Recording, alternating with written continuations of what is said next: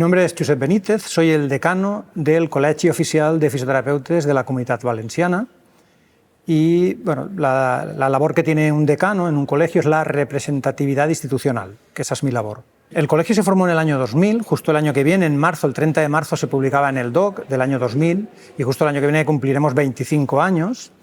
Esta es mi segunda etapa, yo estuve en una primera etapa desde el 2014 a principios de 2018, no llegó a 4 años completos y en el 2022, pues bueno, después de ese paréntesis, que siempre está bien, porque uno lo ve la institución desde fuera y luego retoma, pues retomé el abanderar la fisioterapia en la Comunidad Valenciana.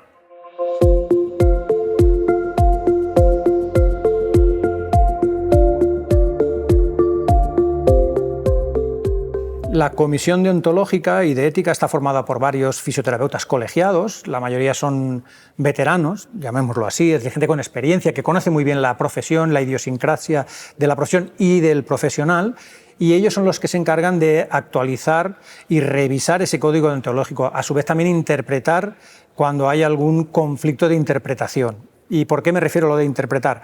Porque realmente esa comisión es una comisión solo consultiva, porque nosotros, cuando hay algún tipo de afrenta ética o deontológica, que hay una denuncia o una reclamación por parte de otro compañero, otro profesional o por parte de un ciudadano, tenemos un grupo de instructores y se abre un expediente.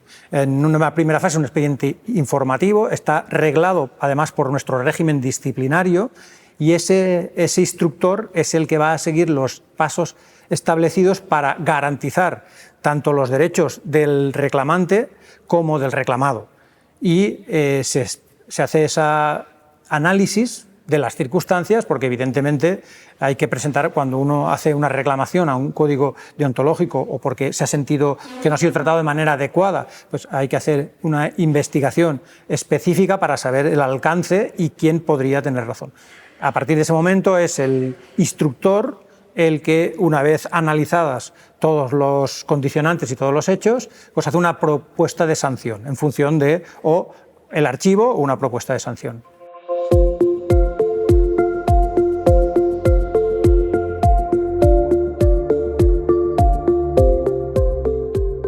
El conflicto de interpretación, por ejemplo, puede ser en que publicidad, lo más habitual suele ser publicidad que alguien considera engañosa. Entonces, esa interpretación en el código deontológico, evidentemente, está sobre todo el respeto a la profesión.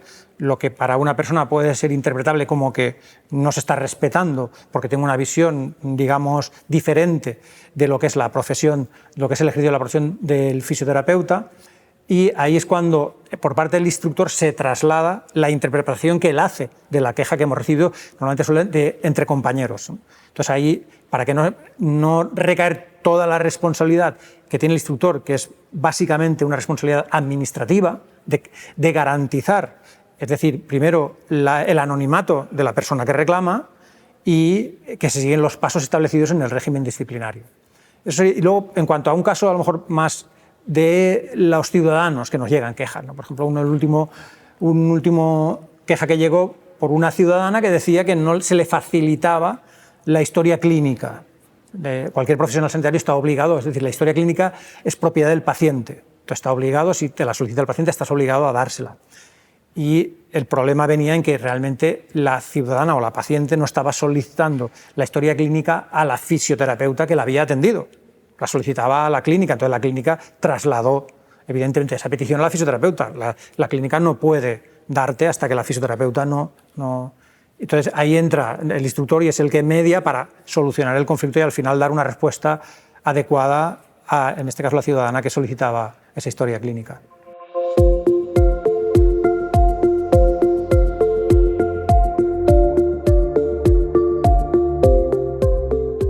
Ahí, lo primero, para poder hacer una traslación y ser coherentes, que yo creo que es la clave, ¿no? Porque la ética y la moral, con el paso de los tiempos, es coetánea del tiempo. Lo que era ético en la época romana, pues a lo mejor ahora no nos parece muy ético y muy moral. Entonces tiene que ir adaptándose la ética y la moral.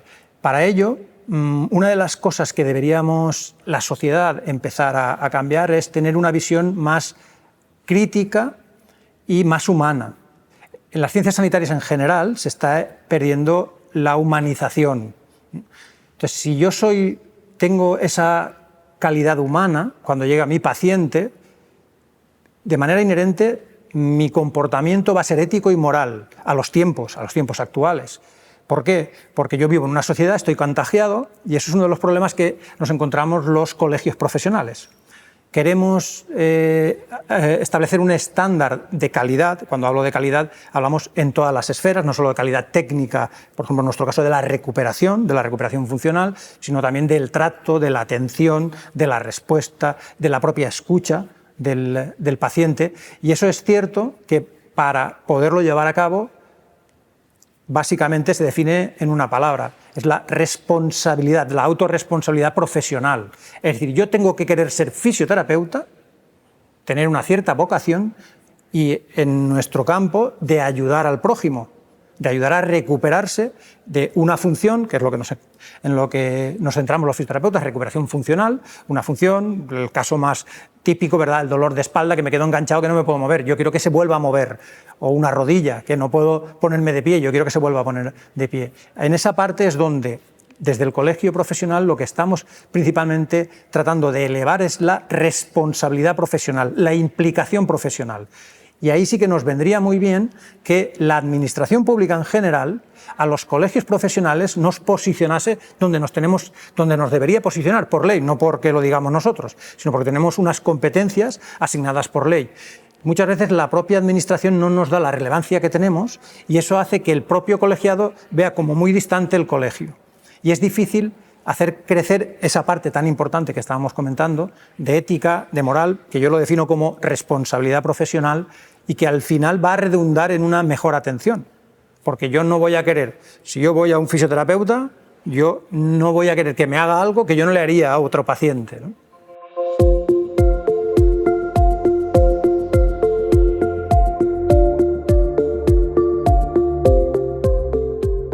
El colegio profesional, por lo que estábamos comentando, de momento lo que está tratando es de acercar el colectivo. Cuando hacemos sobre todo jornadas y congresos científicos, siempre intentamos introducir o alguna mesa de debate donde sacamos el tema de una manera muy global, no específica, ¿no? Donde sacamos el tema principalmente la responsabilidad profesional, de hasta dónde podemos y hasta dónde debemos llegar. Eso por un lado. Y luego en la universidad sí que es cierto que ocurre el mismo problema que comentábamos antes con la administración pública. La universidad, los colegios profesionales nos ven muy distantes. Eso hace que el colegio profesional no es otra cosa que la representación de la profesión en sí.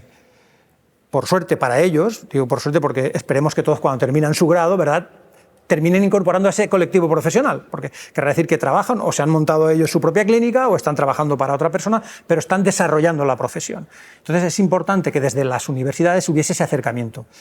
Aquí va por barrios, es decir, hay universidades donde nos dan mucha voz y de hecho vamos principalmente a final del último curso y donde les planteamos ya justamente a nivel conceptual estos aspectos. O sea, ¿qué se espera de un fisioterapeuta? Para ser ético y moral, lo primero que tengo que conocer es qué se espera de mí, qué espera la sociedad, qué espera el paciente. Y entonces eso tratamos de trasladárselo a esos futuros fisioterapeutas. Y sí que es cierto que hay algunas universidades que nos dan mayor protagonismo, por lo tanto la capacidad de influir es mayor, hay otras que nos dan menos protagonismo y tenemos menos capacidad de influir. Porque luego al final en los grados sí que es verdad que hay una parte de ética que se da muchas veces en legislación y se da conjuntamente, pero se da muy de soslayo, de una manera muy sucinta, se pasa por encima. Y en esos momentos, vamos, el estudiante es como que está en todo menos en, bueno, pues no lo veo yo lejos lo de ser fisioterapeuta, ¿no?, como para plantearme problemas éticos.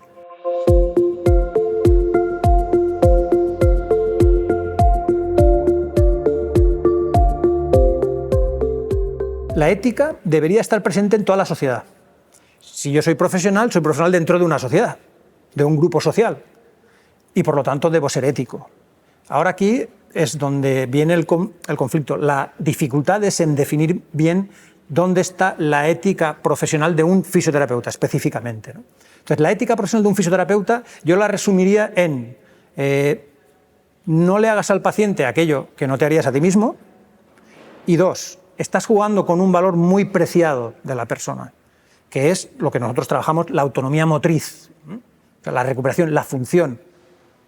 Hazle aquello, primero, sé responsable contigo mismo y actualízate periódicamente, porque es una ciencia, la nuestra, la de la fisioterapia, que está evolucionando en los últimos años de una manera muy exponencial y muy rápido, con actualización de conocimientos. La fisiología es siempre la misma, pero cómo la aplicamos y la respuesta que estamos obteniendo del cuerpo va cambiando. Entonces eso es responsabilidad mía, si soy coherente con la ética profesional que yo tengo, de actualizarme para dar la mejor opción, lo que comentábamos, a esa persona que ha perdido algo muy importante para ella, que es su salud, en este caso su capacidad funcional, su autonomía motriz. Entonces todo vendría por seamos responsables socialmente y seremos responsables profesionalmente.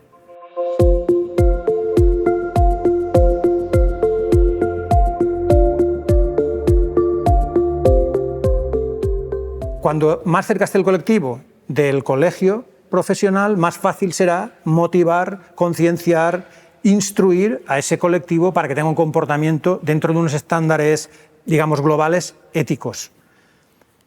Lo que se hace ahora mismo, ¿en qué contribuimos los colegios? Intentando justamente esas bases conceptuales que son necesarias que lleguen al colectivo y en actualizar en la formación.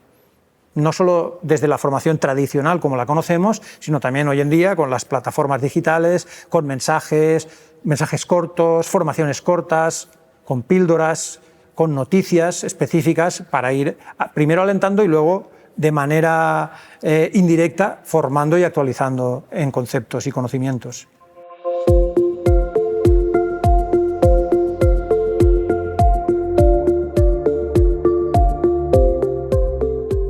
Justamente, si volvemos a retomar el concepto de ética para mí, que es ofrecerle a mi paciente la mejor opción en su recuperación, lo puedo hacer también telemáticamente.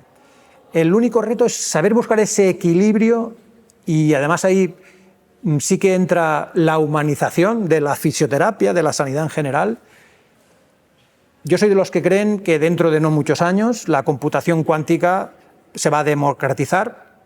Lo que tenemos ahora un ordenador normal, tendremos ordenadores cuánticos y eso es capaz de hacer algo que ahora mismo ni nos lo imaginamos, pero lo que nunca, y eso evidentemente, esos procesadores yo los pongo en un cyborg y ese cyborg me hace de todo.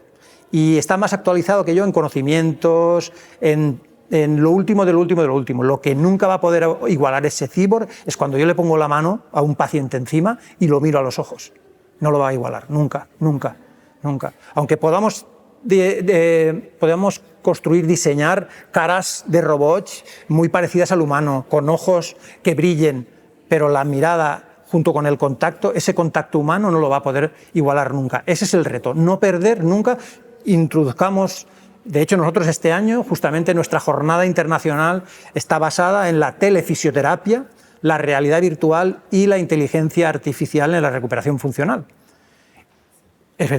Tiene que llegar, el profesional tiene que sumergirse en esas nuevas tecnologías, pero no perdamos nunca esto, la mano. Y no la mano aquí, sino la mano encima de la persona, el abrazo. Hay estudios en neurociencia que, bueno, de infinitos que nos demuestran lo importante que es el contacto humano. Y el fisioterapeuta, es que mejor que tocar, nosotros nos tocamos mucho al paciente, es lo que valora el paciente del fisioterapeuta, ese contacto humano.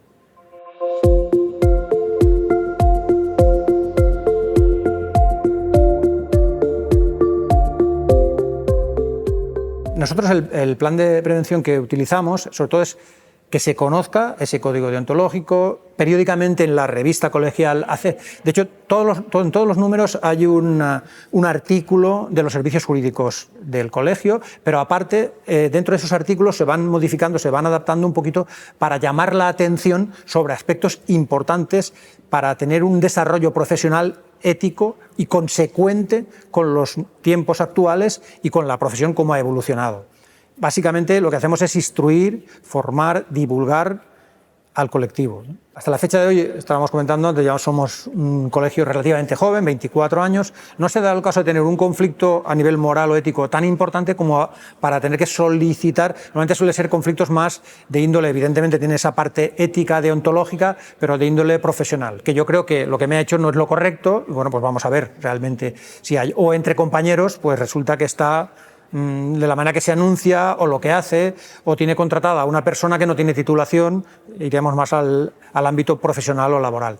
Pero sí que es cierto que si ese es el caso, nosotros siempre contamos con la ayuda de los servicios jurídicos desde el punto de vista más, digamos, legislativo y administrativo, pero si se diese el caso que hay un conflicto moral, yo creo que lo suyo, lo que haríamos, al menos mientras yo sea el representante y el que vela por el correcto funcionamiento de la institución, sería dirigirnos a los profesionales de la ética y la moral, que en este caso, y dado que estamos aquí en la Universidad de Valencia, pues al Departamento de Filosofía y Ética para que nos echasen una mano en poder dirimir y dar una respuesta adecuada, porque muchas veces también desde dentro pues seguramente no tienes una visión crítica y objetiva sobre las circunstancias y lo que se está analizando.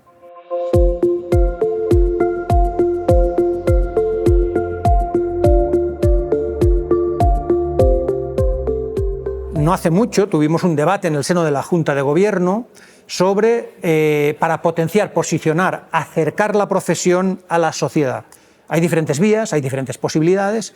La vía que habitualmente trabajan los colegios es de proximidad a la administración pública.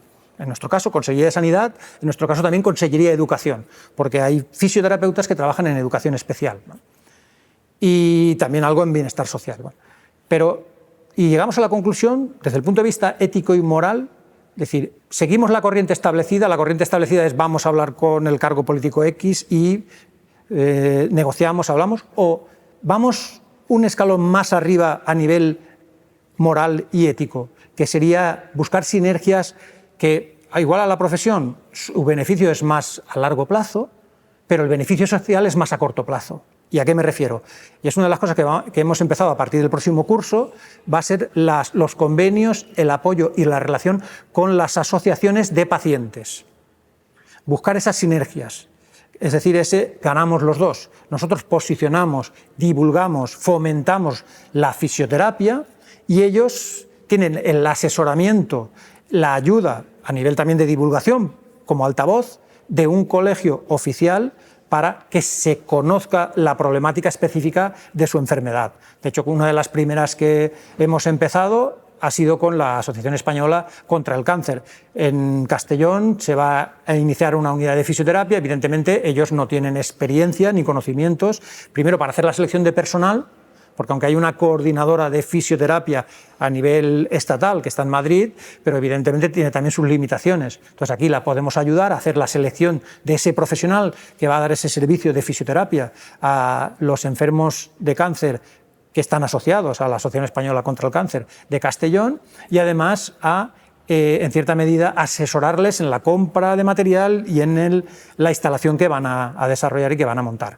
O, por ejemplo, sin ir más lejos, la Asociación Valenciana de Enfermos de ELA, que en nuestra última jornada de Sanidad Pública les dimos la opción de montar un stand para divulgar y para concienciar a la sociedad de la problemática que tienen. Y que la gente se solidarice y que los apoye y que en cierta medida pues, entre todos podamos avanzar. Y ese justamente es un cambio de paradigma, digamos, social y ético, que, bueno, yo creo que si da buenos resultados, a ver si todos los colegios lo copian y que sea la administración la que venga a buscarnos.